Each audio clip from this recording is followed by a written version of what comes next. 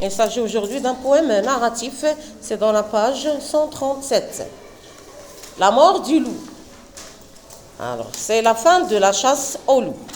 Le loup vient et s'assied, les deux jambes dressées, par leurs angles crochus, dans le sable enfoncé. Il s'est jugé perdu puisqu'il était surpris. Sa retraite coupée et tous ses chiens pris. Alors il a saisi dans sa gueule brûlante du chien le plus hardi, la gorge pantelante. Il n'a pas desséché ses mâchoires de fer, malgré nos coups de feu qui traversaient sa chair, et nos couteaux aigus qui, comme des tenailles, se croisaient en plongeant dans ses larges entrailles. Jusqu'au dernier moment où le chien étranglé, mort longtemps avant lui, sous ses pieds à rouler. Le loup le quitte alors et puis il nous regarde. Le couteau lui restait au flanc jusqu'à la garde. Le cloué au gazon, tout baigné de son sang. Nos fusils l'entouraient en sinistre croissant. Il nous regarde encore, ensuite il se recouche, tout en léchant le sang répandu sur sa bouche. Et sans daigner savoir comment il a péri, fermant ses grands yeux, meurt sans jeter un cri. Alfred de Vigny, 1838. Alors, quels sont les personnages de ce texte? Quels sont les personnages de ce texte? Mademoiselle?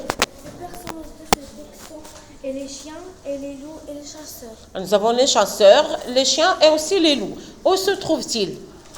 Dans quel lieu on fait la chasse? Dans la forêt. Dans la forêt. Alors, il y a des chasseurs qui sont allés pour faire la chasse. Ils ont ramené des chiens. Ils ont trouvé des loups là-bas.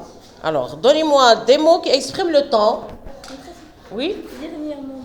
Le moment. Alors, nous avons aussi d'autres mots qu'on va voir après qui expriment aussi le temps.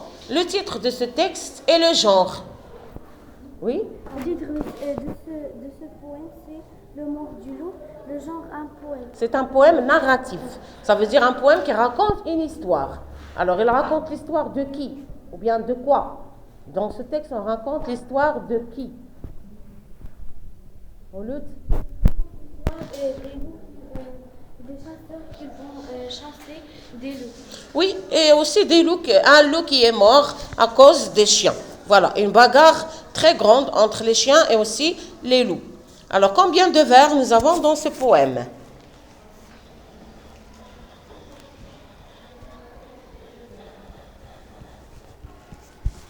Nous avons 20 vers. Alors, dans son poème, nous avons 20 vers. Alors, le loup vient s'assied, les deux jambes dressées. Pourquoi ils sont dressés, les jambes du loup? Par leur angle crochu dans le sable enfoncé. Oui, alors par leurs ongles crochus dans le sable, qui sont enfoncés, ça veut dire il va mourir. Il est jugé perdu. Pourquoi? Pourquoi il est jugé perdu? Puisqu'il était Surpris. Oui, alors il a été surpris par les chiens. Sa retraite coupée et tous ses chiens pris. Alors, qu'est-ce qu'il a saisi? Oui? Alors il a saisi dans sa gueule brûlante. Qu'est-ce qu'il a saisi dans sa gueule brûlante? Du chien le plus hardi, la gorge pantelante. Oui, alors la gorge. Il a saisi la gorge du chien dans son museau, si vous voulez. Alors, il n'a pas desséché ses mâchoires de fer, malgré nos coups de feu qui traversaient sa chair. Alors, qui a fait les coups de feu? Qui a lancé les coups de feu? Non, c'est pas ça. Alors, qui a lancé les coups de feu? Qui a lancé les coups de feu? Non. Qui a lancé les coups de feu? Ce pas les chiens qui ont les pistolets à la main. Ce ne sont pas des êtres humains. Alors, qui a lancé les coups de feu? Les chasseurs. Très bien. Alors, ce sont les chasseurs qui ont frappé, si vous voulez, avec le pistolet, le loup. Mais malgré ça, Qu'est-ce qui s'est passé? Malgré le coup de feu, est-ce que le loup est revenu ou bien il n'a pas terminé ce qu'il était en train de faire? Malgré les coups de feu, qu'est-ce qui s'est passé? Alors, malgré nos coups de feu qui traversaient sa chair et nos couteaux aussi, il y a aussi des couteaux comme des tenailles, qu'est-ce qui s'est passé? Se croiser en plongeant dans ses larges entrailles jusqu'au dernier moment où le chien étranglé. Voilà, mort avant lui, longtemps avant lui. Qui est mort avant le loup? Qui est mort avant le loup? Oui, alors le chien est mort avant le, parce que le loup a mordu le chien dans le cou. Alors le chien est mort le premier et le loup il est mort le deuxième. Le loup le quitte alors et puis il le regarde. Les couteaux. Où sont les couteaux maintenant quand le loup est mort? Où sont les couteaux? Où sont les couteaux?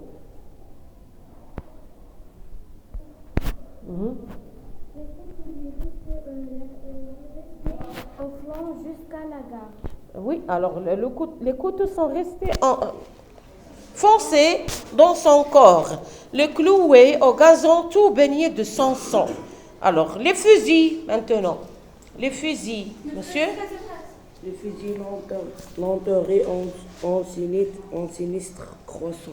Oui, il était entouré des fusils, ça veut dire des armes, les chasseurs, pardon.